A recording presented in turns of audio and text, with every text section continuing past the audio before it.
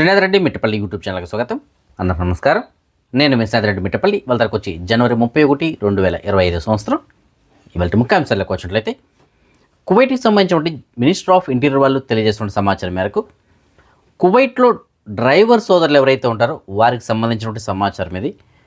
వాళ్ళు డ్రైవ్ చేసేటప్పుడు తప్పనిసరిగా సీటు బెల్ట్ ధరించాల్సి ఉంటుంది. సీటు బెల్ట్ ధరించకపోతే వారికి విధించేటువంటి జరిమానాలు ఏవైతే ఉంటే ఒక్కొక్కసారి జైలు శిక్ష కూడా దారి తీయచ్చు అని చెప్పేసి తెలియజేస్తున్నారు. అది ఎలా ఉంటుందంటే మొదటగా వాళ్ళకి 30 దినాల జరిమానా అయితే కనుక విధించడం జరుగుతుంది. ఒకవేళ దాని కనుక వాళ్ళు అతిక్రమించినట్లయితే, అంటే కట్టకుండా ఏదైనా నెగ్లెక్ట్ చేసి లేదంటే ఇంక వేరే ఏదైనా మాట్లాడడం కానీ జరిగినట్లయితే దాన్ని కోర్టుకి రెఫర్ చేయడం జరుగుతుంది. అది కోర్టుకు వెళ్ళిన తర్వాత కోర్టు 50 నుంచి 100 దినాల వరకు ఆ జరిమానాన్ని పెంచుతుంది. మరియు 1 నెల వరకు జైలు శిక్ష విధించడానికి అవకాశాలు ఉంటాయని చెప్పేసి అంటున్నారు. ఆ రెండిట్లో ఏదైనా ఒకటి ఉండొచ్చు, లేదంటే 2 కూడా ఉండొచ్చు అని చెప్పేసి అంటున్నారు. అంటే జైలు శిక్ష ఉండొచ్చు, లేదంటే జరిమానా ఉండొచ్చు, లేదంటే ఆ 2 కూడా కలిపి ఉండొచ్చు అని చెప్పేసి అంటున్నారు. కాబట్టి సీట్ బెల్ట్ అనేది తప్పనిసరిగా ధరించండి. ఎందుకంటే ఈ సీట్ బెల్ట్ ధరించడం అనేటువంటిది వారి ప్రాణాలతో పాటుగా అందులో ప్రయాణం చేసినటువంటి మిగతా ప్రయాణికులు ఎవరైతే ఉంటారో వారి ప్రాణాలను కూడా సంబంధించినటువంటిది, వారి యొక్క రక్షణకు సంబంధించినటువంటిది. ఎందుకంటే రోడ్డు ప్రమాదాలు జరిగినప్పుడు సీట్ బెల్ట్ ధరించడం వల్ల 50% వరకు ప్రాణాపాయం మరియు గాయాల నుంచి బయటపడడానికి అవకాశాలు ఉంటాయి. 100కి 100% సేఫ్ అని కాదు, 50% వరకు మనకి సేఫ్టీ అనేటువంటి ఉంటుంది అక్కడ సీట్ బెల్ట్ ధరించడం వల్ల. ఎందుకంటే సీట్ బెల్ట్ ధరించినట్లయితే మనం ముందుకు పడిపోవడానికి అవకాశం ఉండదు, ఎక్కువగా గాయాలైతే కావు. అలాగే సీట్ బెల్ట్ ధరించడం వల్ల ఎయిర్ బ్యాగ్ కూడా ఓపెన్ అవుతుంది. సో దానివల్ల ప్రాణాలతో కూడా బయటపడడానికి ఎక్కువగా ఛాన్సెస్ అయితే ఉంటాయి. కాబట్టి తప్పనిసరిగా సీట్ బెల్ట్ అయితే ధరించండి అని చెప్పేసి కువైట్కి సంబంధించిన జనరల్ ట్రాఫిక్ డిపార్ట్మెంట్ వాళ్ళు అయితే తెలియజేస్తున్నారు. కాబట్టి డ్రైవర్ సోదరులు ఎవరైతే ఉంటారో వాళ్ళందరూ కూడా మీరు సీట్ బెల్ట్ ధరించండి. అలాగే మీ పక్క సీట్లో కూర్చున్నటువంటి తోటి ప్రయాణికులు ఎవరైతే ఉంటారో వారి దగ్గర కూడా సీట్ బెల్ట్ ధరించేలాగా చేయండి. అప్పుడు మీకు ఫైన్ పడకుండా ఉండడానికి అయితే అవకాశాలు ఉంటాయి. కువైట్లో 60 సంవత్సరంలో వయసు పైబడినటువంటి ఫ్యామిలీ వీసా కలిగినటువంటి వాళ్ళు ఎవరైతే ఉంటారో అలాంటి వాళ్ళు ఫ్యామిలీ వీసా నుంచి ప్రైవేట్ సెక్టార్కి వారి యొక్క అకామాన్ని బదిలీ చేసుకోవచ్చు. అలాంటి వెసులుబాటు కల్పిస్తున్నట్లు కువైట్కి సంబంధించిన PIM అనగా public authority for man power వాళ్ళు తెలియజేస్తున్నారు. అంటే కువైట్లో ఫ్యామిలీ వీసా కలిగి ఉంటారు, 60 సంవత్సరాల వయసు పైబడినది వాళ్ళకి. సో అలాంటి వాళ్ళు కావాలనుకుంటే ఫ్యామిలీ వీసా నుంచి బయట మామూలుగా వర్క్ వీసాకి మార్చేసుకోవచ్చు, సూన్ వీసాలకి మార్చుకోవచ్చు. అంటే 22వ నెంబర్ నుంచి 18వ వీసాకి 18 నెంబర్ వీసాకి మార్చుకోవచ్చు అని చెప్పేసి తెలియజేస్తారు. ఇదిలో ఉండగా ఆల్రెడీ గవర్నమెంట్ ఇంకొక వెసులుబాటు కల్పించడం అందరికీ తెలుసు కదా. కువైట్లోని గవర్నమెంట్ ప్రాజెక్టుల్లో పనిచేసేటువంటి ఎంప్లాయీస్ ఎవరైతే ఉంటారో వారు అక్కడి నుంచి కావాలనుకుంటే ప్రైవేట్ సెక్టార్కి మార్చుకోవచ్చు వారి యొక్క వీసా అని చెప్పేసి అంటున్నారు. అయితే తప్పనిసరిగా వారి యొక్క ప్రాజెక్ట్ అనేది కంప్లీట్ అయి ఉండాలి. అలాగే ప్రస్తుత మరియు కొత్త యజమాని ఎవరైతే ఉంటారో వాళ్ళిద్దరి యొక్క అనుమతి అయితే ఉండాలి. అలాంటి సందర్భంలో వాళ్ళు ఈ గవర్నమెంట్ ప్రాజెక్ట్ వీసా నుంచి ప్రైవేట్ వీసాకి, అంటే మామూలు సూన్ వీసాకి మార్చుకోవడానికి అయితే వెసులుబాటు కల్పించారు. సో ప్రస్తుతానికి ఆ 2 అయితే నడుస్తున్నాయి. గవర్నమెంట్ ప్రాజెక్ట్ వీసాల నుంచి మామూలు సూన్ వీసాకి, అలాగే 60 సంవత్సరాల వయసు పైబడిన ఫ్యామిలీ వీసా కలిగిన వాళ్ళు రెగ్యులర్ 18వ నెంబర్ వీసా అంటే సూన్ వీసాకి మార్చుకోవడానికి అయితే వెసులుబాటు కల్పిస్తున్నట్లు తెలియజేశారు. కువైట్కి సంబంధించిన మినిస్టర్ ఆఫ్ ఇంటీరియర్ వాళ్ళు తెలియజేస్తున్న సమాచారం మేరకు కేవలం 5 రోజుల్లోనే సుమారుగా 505 మందిని దేశ బహిష్కరణ చేయనట్లు తెలియజేస్తున్నారు. దీనికి సంబంధించిన వివరాలు మనం చూసుకున్నట్లయితే కువైట్కి సంబంధించిన మినిస్టర్ ఆఫ్ ఇంటీరియర్ వాళ్ళు జనవరి 19 నుంచి 23 మధ్య కాలంలో కువైట్లోని వివిధ ప్రాంతాల్లో సుమారుగా 24 తనిఖీల్లో 461 మందిని అరెస్ట్ చేసినట్టు తెలియజేస్తున్నారు. మొత్తం మీద ఈ 5 రోజుల కాలంలో 505 మందిని దేశ బహిష్కరణ చేసినట్టు తెలియజేస్తున్నారు. అరెస్ట్ చేసిన 461 మంది, కానీ 505 మందిని దేశ బహిష్కరణ చేస్తారు. అంటే మిగతా వాళ్ళు ఆల్రెడీ ఎవరైతే జైల్లో ఉంటారో వాళ్ళు వీళ్ళతో పాటుగా కలిపి బహిష్కరణ అయితే చేయడం జరిగింది. సో మొత్తం ఏంటంటే 505 మందిని దేశ బహిష్కరణ చేస్తారు. ఇందులో ఎక్కువ శాతం మంది కార్మిక చట్టాన్ని ఉల్లంఘించిన వాళ్ళే ఉన్నారు అని చెప్పేసి అంటున్నారు. కొంతమంది నివాస చట్టాన్ని కూడా ఉల్లంఘించిన వాళ్ళు ఉన్నారు. కాకపోతే ఎక్కువ శాతం మంది కార్మిక చట్టాన్ని ఉల్లంఘించిన వాళ్ళు, అంటే ఒక దగ్గర ఇంకో దగ్గర పని చేస్తూ దొరికిపోవడం, ఇలాంటి వాళ్ళే ఉన్నారని చెప్పేసి తెలియజేస్తున్నారు. కాబట్టి కువైట్లో ఎవరైతే నివాస చట్టాన్ని కార్మిక చట్టాన్ని ఉల్లంఘిస్తుంటారో అలాంటి వాళ్ళు మాత్రం కొద్దిగా జాగ్రత్త ఉండి, ఎప్పటికైనా సరే అయితే మీకు ప్రాబ్లమే. అంటే అకామా ఒక దగ్గర ఇంకో దగ్గర పనిచేసే వాళ్ళు కానీ, లేదంటే అకామా లేకుండా పనిచేసే వాళ్ళు కానీ, లేదంటే ఖాదీ వీసా ఉండి సూన్ దగ్గర పనిచేయడం కానీ ఇలాంటివి ఉంటాయి కదా. సో ఇలాంటి వాళ్ళకి ఎప్పటికైనా సరే కొద్దిగా ప్రాబ్లమే. కాబట్టి కొద్దిగా జాగ్రత్తగా అయితే ఉండండి. కువైట్లోని T4 టెర్మినల్ ఏదైతే ఉందో ఇక్కడ ఒక గొడవ జరిగింది. ఆ గొడవలో ప్రమేయమైనటువంటి 8 మంది కువైట్కి సంబంధించిన పౌరులని భద్రతా అధికారులు ఏదైనా అదుపులో తీస్తున్నారు. దీనికి సంబంధించిన మనం చూసుకున్నట్లయితే అరబ్ దేశం నుంచి కువైట్కి సంబంధించిన ఒక విమానం ఎయిర్పోర్ట్కి చేరుకుంది. T4 టెర్మినల్లో అందరూ దిగారు. బయటికి అరైవల్ గేట్ ఏదైతే ఉందో అక్కడికి చేరుకున్నారు. ఈ అరైవల్ వెయిటింగ్ హాల్ ఏదైతే ఉందో అక్కడికి వచ్చే సమయానికి గొడవ స్టార్ట్ అయింది. ఆ గొడవలో మొత్తం 8 మంది ఇన్వాల్వ్ అయ్యారు. ఆ 8 మందిలో 5 వచ్చి ఒకే ఫ్యామిలీకి సంబంధించిన అన్నదమ్ములు, అక్కచెల్లెళ్ళు ఇలాంటి వాళ్ళు ఇతనికి ఉన్నారు. ఇంకొక 3 వచ్చి వేరే ఫ్యామిలీకి సంబంధించిన వాళ్ళు. వీళ్ళిద్దరి మధ్య గొడవ ఇతనికి స్టార్ట్ అయింది. చాలా తీవ్ర రూపం ఇతనికి దాల్చింది. దాంతో అక్కడ ఉన్నటువంటి సెక్యూరిటీ వాళ్ళు పోలీసు వాళ్ళకి సమాచారం అందించారు. వెంటనే రమ్మని చెప్పేసి పోలీసు వాళ్ళు హుటాహుటిన అక్కడికి చేరుకొని వాళ్ళందరినీ అదుపులో తీసుకున్నారు. అయితే అందులో ఒక వ్యక్తికి మాత్రం తీవ్రమైనటువంటి గాయాలు అవ్వడంతో ఫర్వానియా హాస్పిటల్ తరలించారు. మిగతా 7గురిని జిలీబ్లో ఉన్నటువంటి పోలీస్ స్టేషన్ తరలించి ప్రస్తుతానికి విచారణ కొనసాగిస్తున్నారు. అయితే ఈ గొడవకు గల కారణాలు ఏమిటి, ఏ కారణం చేత ప్రారంభమైంది అనే దానికి సంబంధించిన వివరాలు ఏదైనా ఇంకా తెలియాల్సి ఉంది. ప్రస్తుతానికి టెక్నాలజీ బాగా మారిపోతుందన్న విషయం మనందరికీ తెలుసు. బాగా డెవలప్ అయింది. అందులో ఇప్పుడు ప్రస్తుతానికి ఏఐ టెక్నాలజీ అయితే నడుస్తుంది.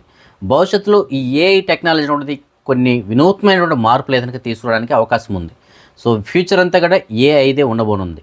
అయితే ప్రస్తుతానికి ఈ ఏఐకి సంబంధించిన ఒక న్యూస్ గురించి మీకు నేను తెలియజేస్తాను. విన్న తర్వాత మీరు కూడా ఆశ్చర్యపోతారు. అదేంటంటే మనం జనరల్గా ఏదైనా ప్రాబ్లం వస్తే హాస్పిటల్కి వెళ్తాం, డాక్టర్ని కలుస్తాం. దాని తర్వాత ఆయన కొన్ని టెస్టులు రాయడం జరుగుతుంది. ఆ టెస్టులు చూసిన రిపోర్ట్స్ అన్నీ చేయించుకొని ఆ రిపోర్ట్స్ వచ్చిన తర్వాత మళ్ళీ డాక్టర్ దగ్గరికి వెళ్ళి ఆ డాక్టర్ ఆ టెస్ట్ రిపోర్ట్లు అవన్నీ చూసి మనకి మెడిసిన్ ఏదైనా సజెస్ట్ చేయడం జరుగుతుంది. అయితే ఇప్పుడు ఒక కంపెనీ ఏం చేసిందంటే ఈ ఫార్వర్డ్ కంపెనీ పేరు వచ్చి ఫార్వర్డ్. ఆ ఫార్వర్డ్ కంపెనీ వాళ్ళు కేర్ పాడ్ అని చెప్పేసి ఒక దాన్ని తయారు చేశారు. సో దీన్ని వీళ్ళ యొక్క లక్ష్యం ఏమిటంటే ఇది అన్ని వీధుల్లోనూ దీన్ని ఏర్పాటు చేయడం జరుగుతుంది. అంటే మెయిన్ స్ట్రీట్స్ ఏవైతే ఉంటాయో అలాంటి చోట ఏర్పాటు చేస్తారు. అంటే చిన్నపాటి రూమ్ లాగా ఉంటుంది అది. అయితే అందులోకి మనం ఎంట్రీ అయిన తర్వాత ఇది జనరల్గా చెప్పాలంటే ఇది ఏఐ పవర్డ్ డాక్టర్స్ ఆఫీస్ అని చెప్పేసి అంటారు. అంటే ఏఐ టెక్నాలజీతో నడిచేటువంటి డాక్టర్స్ ఆఫీస్ అది దాని పేరు. కాకపోతే మనం దాని లోపలికి వెళ్తే డాక్టర్ మాత్రం ఉండడు. అందులో లోపలికి వెళ్తాం, సీట్లో కూర్చుంటాం. కూర్చున్న తర్వాత అందులో సుమారుగా 86 మెడికల్ టెస్టులు అయితే నిర్వహించడం జరుగుతుంది. అందులో ఫుల్ బాడీ స్కానింగ్ ఉంటుంది, ఎక్స్రే ఉంటుంది, ఈసీజీ ఉంటుంది, బ్లడ్ శాంపుల్స్ తీసుకోవడానికి సంబంధించినట్టు ఉంటుంది, అలాగే జెనెటిక్స్ సంబంధించినట్టు ఉంటాయి. ఇంకా చాలా రకాలైన టెస్టులు. మొత్తం మీద ఒక 86 టెస్టులు అయితే చేస్తుంది. సో అన్నీ కూడా అక్కడ మనిషి అయితే ఉండరు. జస్ట్ వెళ్ళి మనం కూర్చుంటాం. అన్నీ కూడా ఏఐ ఆర్టిఫిషియల్ ఇంటెలిజెన్స్ తోటి ఆటోమేటిక్గా అన్నీ జరిగిపోతాయి లోపల. ఈ రిపోర్ట్స్ అన్నీ వితిన్ సెకండ్స్లో చాలా ఫాస్ట్గా ఈ సర్వర్తో కనెక్ట్ అయినటువంటి డాక్టర్స్ ఎవరైతే ఉంటారో వాళ్ళకి వెళ్ళిపోతుంది. సో డాక్టర్లు వెంటనే దాన్ని చూసి వెంటనే మనకి రిప్లై కూడా ఇవ్వడం జరుగుతుంది. ఇదంతా కూడా ప్రాసెస్ అతి తక్కువ సమయంలో. మనం మామూలుగా బయట డాక్టర్ దగ్గరికి వెళ్ళి వెయిట్ చేసి డాక్టర్ చూసి మళ్ళీ దానికి రిపోర్ట్లు, మళ్ళీ స్కానింగ్లు, ఇవన్నీ రిపోర్ట్లు, మళ్ళీ డాక్టర్, ఇంత టైం అయితే ఉండదు. చాలా ఫాస్ట్గా వర్క్ అయితే జరిగిపోతుంది. సో ఆ విధంగా టెక్నాలజీ మారిపోతుంది. దానికి సంబంధించిన వీడియో ఏదైనా మీకు డిస్ప్లేలో ప్లే అవుతుంది, ఒకసారి మీరు గమనించవచ్చు ఎంత ఇదిగా అక్కడ టెక్నాలజీ మారిపోయిందో. ప్రస్తుతానికి ఆ కంపెనీ అయితే వీటిని తయారు చేసింది. త్వరలోని మార్కెట్లో కూడా అందరికీ అందుబాటులోకి అయితే తీసుకురానుంది. అయితే ఏ దేశాలు దీన్ని అమలు చేస్తాయి ఏంటి అనే గురించి మనం పక్కన పెడితే టెక్నాలజీ అయితే రెడీ అయింది. సో చూడండి, ఇక్కడ మనకి ఎంబీబీఎస్ చదివిన డాక్టర్ అవసరం లేదు, సిస్టర్లు అవసరం లేదు, అలాగే ల్యాబ్ టెక్నీషియన్ అవసరం లేదు, డాక్టర్ అవసరం లేదు, మనకి ఎవరో అవసరం లేదు. జస్ట్ అక్కడికి వెళ్తాం, లోపల కూర్చుంటాం, అన్ని టెస్టులు అదే చేసేస్తుంది. రిపోర్ట్లు డైరెక్ట్గా మెయిన్ సర్వర్తో కనెక్ట్ అయినటువంటి డాక్టర్కి పంపిస్తుంది. ఆ డాక్టర్ వెంటనే మనకి రిపోర్ట్ కూడా ఇచ్చేస్తాడు. సో పలానా మెడిసిన్ నువ్వు వాడాలి, నీకు ఈ ప్రాబ్లం ఉంది, అయిపోయి సింపుల్. సో చూడండి ఈ టెక్నాలజీ అనేది ఏ విధంగా మారుతుందో. సో ఈ ఏఐ రావడం వల్ల భవిష్యత్తులో ఉద్యోగాలు చాలామంది కోల్పోతారంటే సో ఈ విధంగా కోల్పోవడానికి అవకాశాలు ఉండొచ్చు. ఇప్పుడు ఇక్కడ చూడండి, అది రావడం వల్ల ఎంతమందికి ఉద్యోగం పోతుంది అక్కడ. అలాగే ఒక కాల్ సెంటర్ ఆటోమేటిక్ ఇప్పుడంతా ఏఐ ఆన్సర్స్ ఇచ్చేస్తూ ఉంది. సో ఎంతమంది ఎంప్లాయీస్ కోల్పోతారు జాబ్స్. సో ఒకవైపు ఈ విధంగా జాబ్స్ కోల్పోతున్నా, ఇంకొక వైపు మాత్రం ఏఐ కారణంగా జాబులు కూడా కొత్త అవకాశాలు వచ్చే అవకాశాలు అయితే ఉన్నాయి. ఎందుకంటే ఏఐ అనేటువంటిది కూడా ఒక సాఫ్ట్వేరే. కాకపోతే దాన్ని డెవలప్ చేయాల్సింది ఎవరు, దానికి మరమ్మతులు చేయాల్సింది ఎవరు, దాంట్లో మార్పులు చేర్పులు చేయాల్సింది ఎవరు, మనమే. దానికంటూ ఒక మనిషి ఉండాలి కదా మనకి కంపల్సరీగా. సో ఈ విధంగా కొత్త జాబులు కూడా క్రియేట్ అవ్వడానికి అయితే అవకాశాలు ఉంటాయి. సో రకరకాల ఫీల్డ్లో రకరకాలుగా మనం దాన్ని వినియోగించుకోవడానికి అయితే అవకాశం ఉంటుంది. సో ఒకవైపు ఏఐ పరంగా ఎవరైతే ప్రస్తుతానికి కోర్సులు నేర్చుకుని అటువైపు వెళ్తుంటారో అలా వాళ్ళకి భవిష్యత్తులో మంచి ఆపర్చునిటీ అయితే రావడానికి అవకాశం ఉంది. ఇప్పుడు ఆల్రెడీ ఎవరైతే జాబ్స్ ఉన్నారో అలాంటి వాళ్ళు కొంతమంది జాబ్లు కోల్పోవడానికి కూడా అవకాశం అయితే ఉంది. సో ఏదైనప్పటికీ భవిష్యత్తులో ఏఐ హవానే నడిచేటువంటి అవకాశాలు అయితే ఉన్నాయి.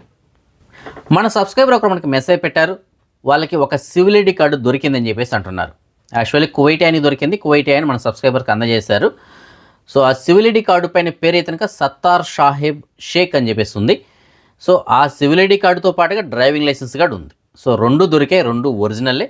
సత్తార్ సాహెబ్ షేక్ అన్న పేరు గలంటుంటే ఆయన మీకు ఎవరికైనా సరే తెలిసినట్లయితే ఆయనకి తెలియచేయండి. జహరా ప్రాంతంలో ఆయనకి సంబంధించినటువంటి civil ID card, driving licence దొరికాయి. దానికి సంబంధించిన పూర్తి వివరాల కోసం మీకు నేను డిస్ప్లేలో ఒక నెంబర్ ఇచ్చాను. ఆ నెంబర్కి కాల్ చేసి వెళ్ళి కలెక్ట్ చేసుకోమని చెప్పండి. అదే మనం ఈ మనీ ఎక్స్చేంజ్ విషయానికి వచ్చినట్లయితే ప్రస్తుతానికి ఒక కువైట్ ఇస్తున్నారు మన భారతదేశం రూపీస్లో సుమారుగా 279 రూపాయల 50 పైసలుగా ఉంది. బంగారం విషయానికి వచ్చినట్లయితే బంగారం ధరలు మాత్రం భారీగా పెరిగాయని చెప్పేసి మనం చెప్పుకోవాలి. మాలియాలో ఉన్న సూకల్ వతేలటువంటి షాప్ నెంబర్ 121లో ఉన్న ఎఫ్కే జ్యువెలర్స్ వాళ్ళు మనకు అందించిన సమాచారం మేరకు 22 క్యారెట్ల బంగారం ప్రస్తుతానికి 1 గ్రామ్ ధర 25 దినార్ల 800 పిలుసుగా ఉంది.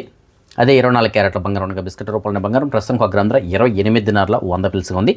సో బంగారం ధర మాత్రం గత 4-5 రోజులతో పోల్చుకుంటే ఇవాళ భారీగా పెరిగిందని చెప్పేసి మనం చెప్పుకోవాలి. ఫ్రెండ్స్, కువైట్లో ఉన్న మీరు ఎవరైనా సరే కువైట్ నుంచి ఇండియాకి కార్గో ద్వారా వస్తువులు పంపించుకోవాలనుకుంటున్నారా? అయితే కువైట్లో మన తెలుగు వారికి సంబంధించిన భారత్ కార్గో సర్వీస్ ఉందండి. మంచి సర్వీస్ అతనికి అందిస్తున్నారు. మీకు నేను డిస్ప్లేలో వాళ్ళకి సంబంధించిన నెంబర్ అయితే ఇస్తున్నాను. మీరు ఎయిర్ కార్గో లేదంటే సీ కార్గో దేని ద్వారా సరే వస్తువులు పంపించాలనుకుంటే ఆ నెంబర్ కాల్ చేసి పూర్తిగా కనుక్కొని మీ వస్తువులు మీరు కార్గో ద్వారా పంపించుకోవచ్చు. సో ఇవి ఫ్రెండ్స్ ప్రస్తుతానికి అప్డేట్స్. రేపు రాత్రి 9 గంటలకు వచ్చే వీడియోలో మరిన్ని అప్డేట్స్తో కలుసుకుందాం. అందరికీ సెలవు. జై హింద్. హాయ్ అండి, నేను మీ Saddam Hussain. So please do subscribe Srinath Reddy Mittapalli YouTube channel.